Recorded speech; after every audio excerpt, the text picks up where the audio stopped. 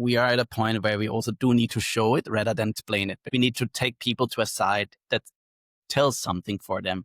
I need to talk with people on the street. Then I hear that they really like trees. Then I need to show them my friend Elia's site, that is 1minutepark.tv, that takes you to different paths all around the world. You need to meet people in their interests and niches. And maybe this is again also going back to the 90s and like the whole hobby internet, where it was like much more people just pursuing different passions and interests and kind of just like doing that without sort of commercial intent or promotional understanding. Gesturing back towards a moment in like the 90s when it's kind of very early, I think that's good because it kind of gives people a sense of like, oh, like there was this moment and we can maybe rekindle it.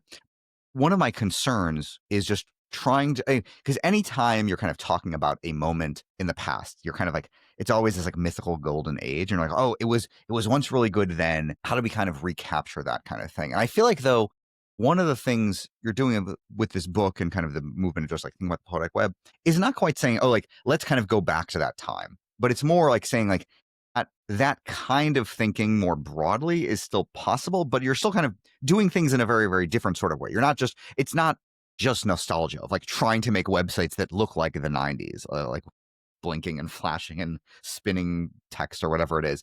It's much more about the feeling that you're trying to recapture in the same way that like people who are making like 8-bit art, it's like much more like it's kind of harkening back to kind of a golden age. Is that the right way to think about this kind of thing? Like I try to describe what it is that I want to keep alive.